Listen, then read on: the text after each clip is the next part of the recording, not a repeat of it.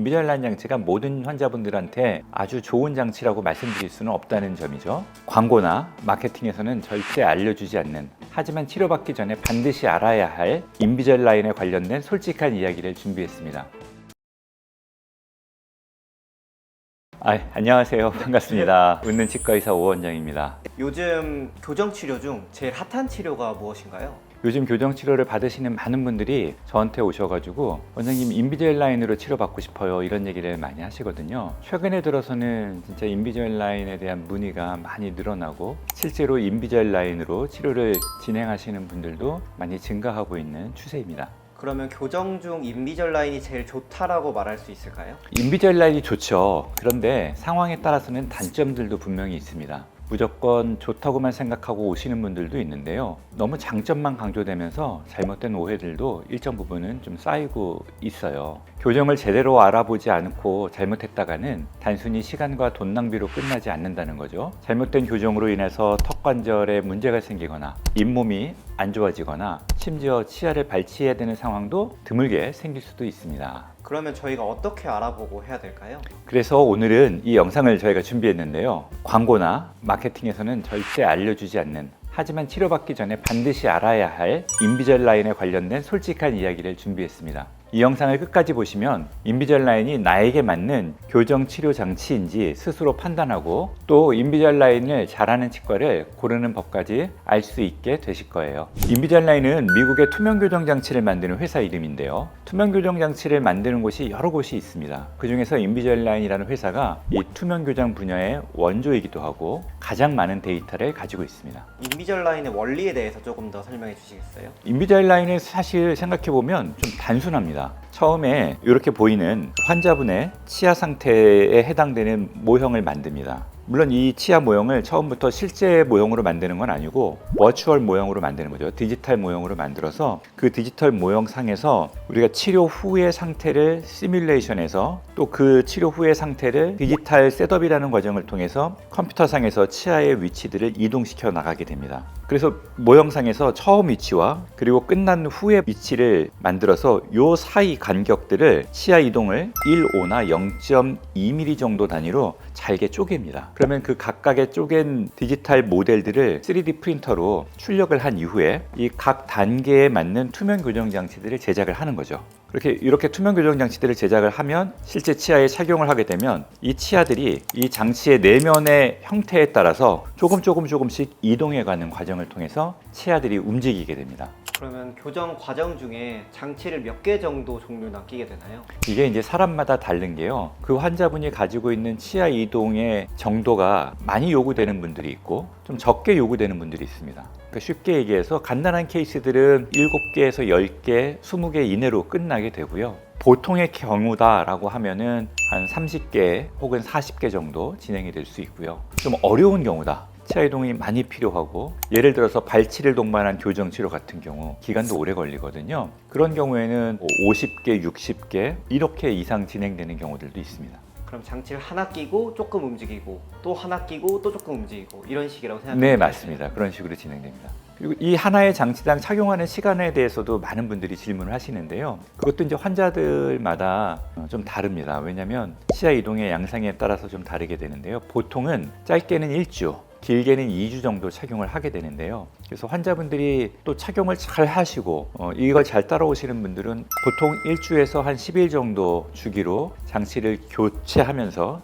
치료를 진행하게 되죠. 원장님 말씀을 들어보면 장점만 엄청 많은 것 같은데 이게 오해라는 게 어떤 게 있을까요? 인비잘라인 장치가 모든 환자분들한테 아주 좋은 장치라고 말씀드릴 수는 없다는 점이죠. 그 첫 번째 이유가 장치를 직접 끼는 거거든요. 끼고 빼고 할 수 있기 때문에 환자분이 장치를 착용하는 그 노력이 필요한 건데요. 그 환자분의 노력이 뒷받침되지 않으면 치료 기간도 늘어나고 우리가 기대했던 치료 효과를 얻지 못할 수 있죠. 인비잘라인은 하루에 22시간의 착용을 권장하고 있습니다. 근데 22시간이라는 게 사실은 생각해보면 굉장히 하루 종일 끼는 느낌인 거거든요. 식사 시간과 양치 시간을 제외한 나머지 시간을 계속 끼는 건데, 근데 생각해보시면은 일하다가 혹은 공부하다가 갑자기 커피를 마실 수도 있고 간식을 먹게 될 수도 있는데, 그때마다 인비절라인 장치를 빼고 또 먹고 난 이후에 이를 닦고 다시 장치를 끼는 이런 과정들이 이게 이제 모든 사람들한테 쉬운 건 아닐 수도 있거든요. 이제 이런 협조가 필요하다는 점이 이제 제일 중요한 부분이 되겠죠. 어떤 분들 같은 경우는 이런 협조가 부족해서 혹은 이 장치를 끼는 게 너무 스스로 힘들다고 생각해서 중간에 치료를 이제 포기하시는 경우들도 있죠. 그래서 그런 경우에는 그럼 이제 교정 치료를 그냥 그만두는 게 아니라 교정 장치를 일반적인 브라켓과 철사를 이용하는 방식의 교정 장치로 다시 교체를 하고 진행하는 경우들도 드물게는 있었습니다. 두 번째 단점은 교정 치료 기간이 예상보다 좀 늘어날 수도 있다는 거죠. 왜냐하면 인비절라인 교정 장치를 통해서 우리가 마지막 장치까지를 딱 꼈는데 우리 교정과 의사가 기대하고 계획했던 치아의 위치까지 치아들이 움직이지 않는 경우들이 있을 수 있어요. 이상과 현실과의 괴리 같은 건데요. 모든 것들은 오차가 있지 않습니까? 그래서 우리가 인비절라인 클린책이라고 하는 프로그램에서 치아들을 이동시켰지만 실제 환자분이 마지막 장치까지 꼈을 때에는 그 클린책에서 우리가 목표했던 마지막 위치와 환자의 실제 치아 위치가 100% 같지는 않다는 거죠. 그럼 이제 그런 것들을 보정하기 위해서 우리가 추가적인 인비절라인 장치를 또 착용하는 그런 과정들을 겪게 될 수도 있습니다. 제가 실제로 진료실에서 겪어보면 약 한 30% 정도는 그렇게 한 번 더 인비절라인 장치를 하게 되는 경우들이 있더라고요. 이걸 뭐 재교정이라고 말씀드리지는 않고요. 사이클이라고 저는 표현하는데요. 인비절라인 장치가 하나의 장치가 오는 게 아니라 예를 들어서 20개의 장치가 왔으면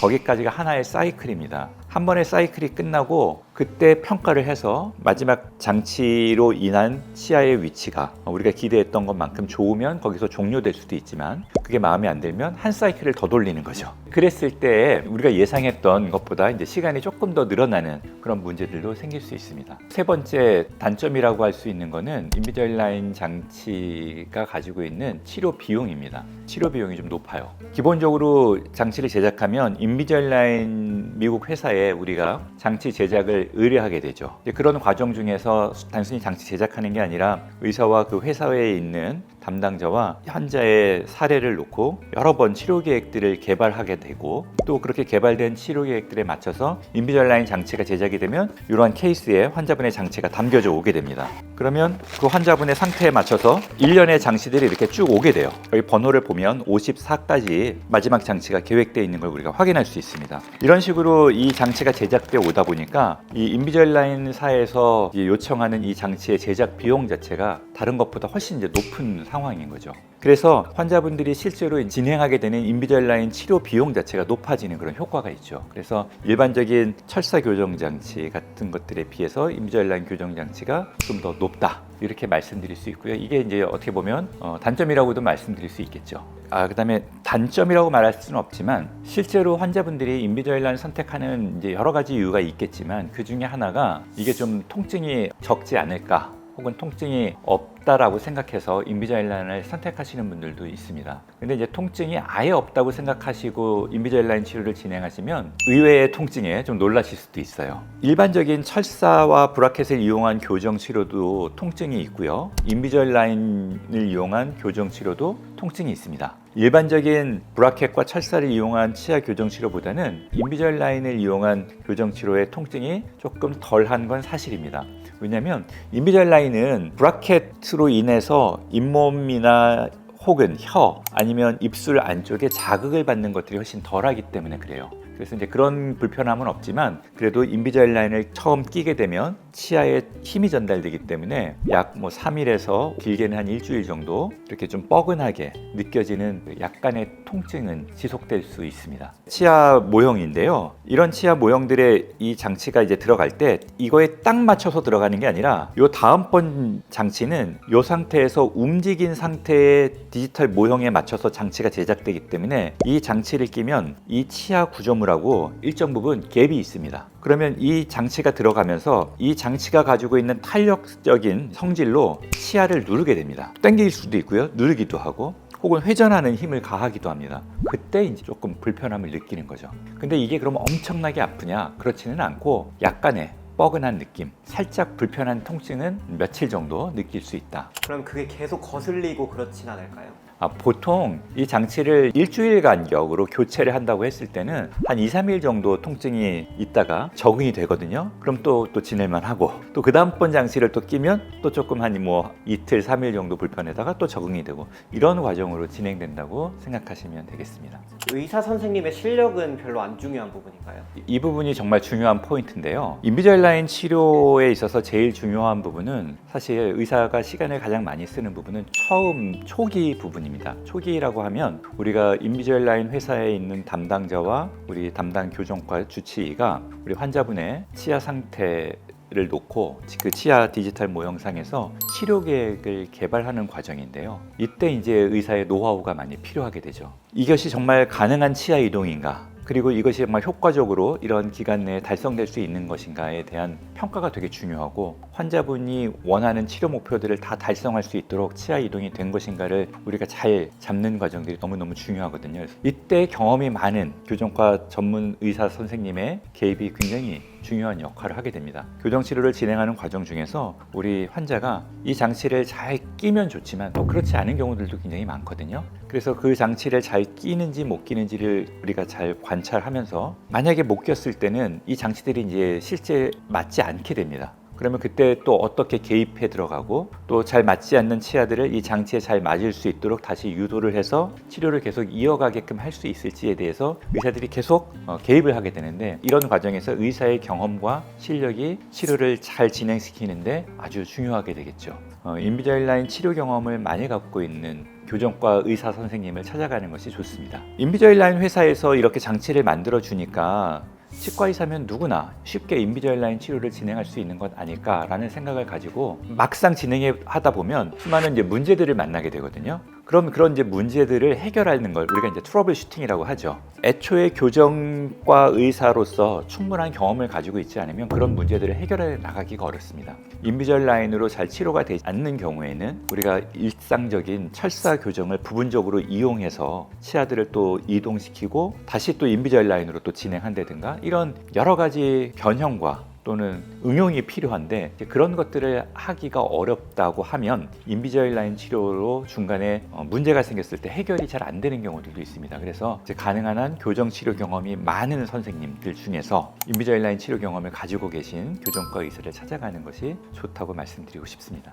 인비저라인 장치를 선택하는 가장 큰 이유는 이게 신미성이 높다라는 것 때문인데요. 인비저라인으로 치아 교정을 생각하시는 분들의 이제 가장 큰 이유는 인비저라인 장치가 가지고 있는 저는 신미성이라고 생각을 합니다. 일반적인 교정 장치인 이 브라켓과 철사를 이용한 교정의 경우에는 이 교정 장치들이 바깥쪽으로 보이는 경우들이 많고 이런 경우들이 눈에 띄니까 이게 보기가 별로 안 좋다고 생각을 해서 이렇게 안 하려면 이걸 설치 교정으로 진행을 해야 되는데 또 설치 교정은 여러 가지 또 불편한 점을 호소하시는 분들이 있거든요.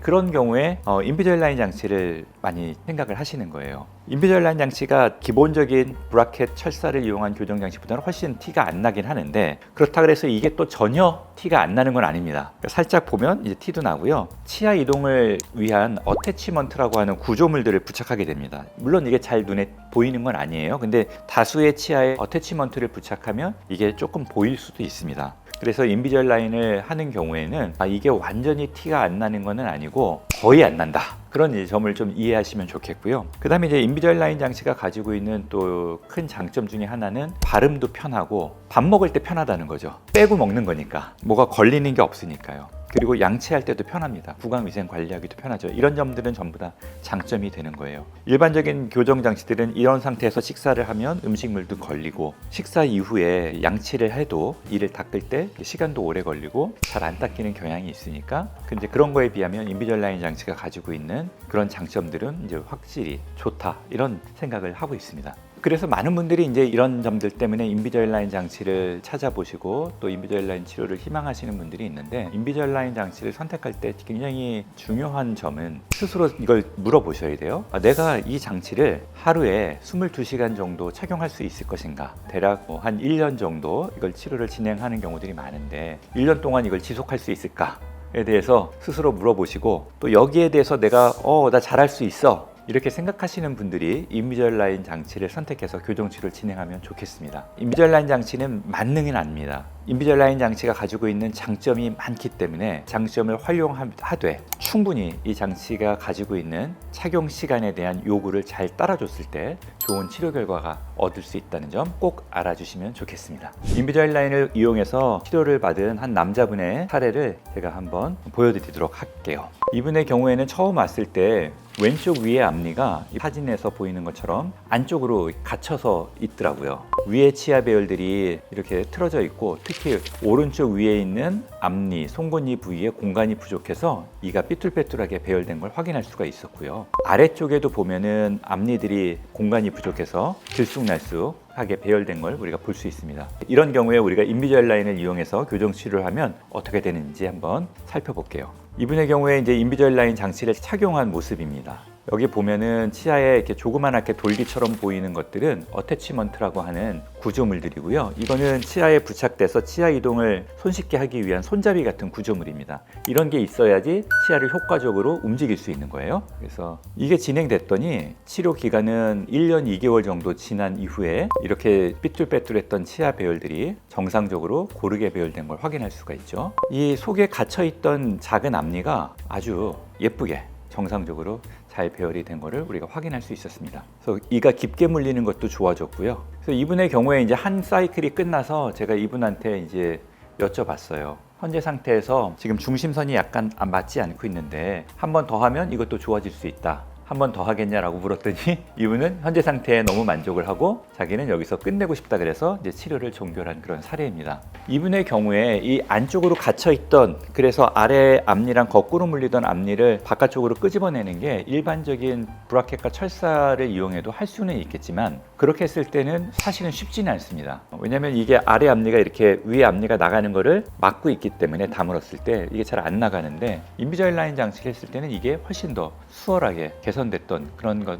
확인할 수 있는 그런 사례였습니다. 인비저라인 장치가 환자분이 정말 착용만 잘해주신다고 하면 대부분의 경우에 있어서 좋은 치료 결과를 얻을 수 있다 이렇게 생각을 하고 있습니다. 인비저라인 잘하는 치과를 어떻게 찾으면 될까요? 인비저라인 잘하는 치과는 치아 교정을 잘하는 치과입니다. 그래서 치아 교정을 잘하는 치과를 찾아보시면 대부분 그곳이 인비저라인을 잘하는 치과일 가능성이 아주 높다. 인비저라인만 하고 다른 치아 교정은 안 하는 치과보다는 다양하게 치아 교정을 하는 치과를 선택하시는 것을 추천드리고요. 그 치과에 인비저라인으로 교정 치료를 받는 분이 얼마나 많은지 확인해 보실 수 있으면 좋겠습니다. 오늘 인비저라인 치아 교정에 대해서 이런저런 솔직한 이야기를 제가 했습니다. 이런 이유는 우리 인비저라인을 생각하시는 환자분들이 좀 현명한 선택을 하길 바라기 때문입니다. 장점과 단점을 잘 알고 선택하시면 후회 없는 교정 치료를 하실 수 있겠습니다. 또 저희도 환자분을 위해서 좋은 치료 계획을 세우고 인비저라인 장치를 잘 환자분께 맞춰 드렸는데 환자분이 장치를 착용을 안 하면 담당하시는 치과 선생님과 그 스태프들도 되게 속상하지 않겠습니까? 그래서 환자분과 우리 치과에 있는 의사와 스태프들 다 같이 함께 좋은 결과를 만들기 위해서는 인비저라인에 대해서 충분히 이해를 하시고 또 그것에 대해서 본인 스스로를 잘 비춰보고 결정하시면 좋겠습니다. 자, 인비저라인으로 어떤 치아까지 교정할 수 있을까 하는 궁금증이 있으시다면 이 영상을 시청하시면 도움이 되실 겁니다. 구독과 알림 설정 꼭 부탁드리겠습니다. 감사합니다.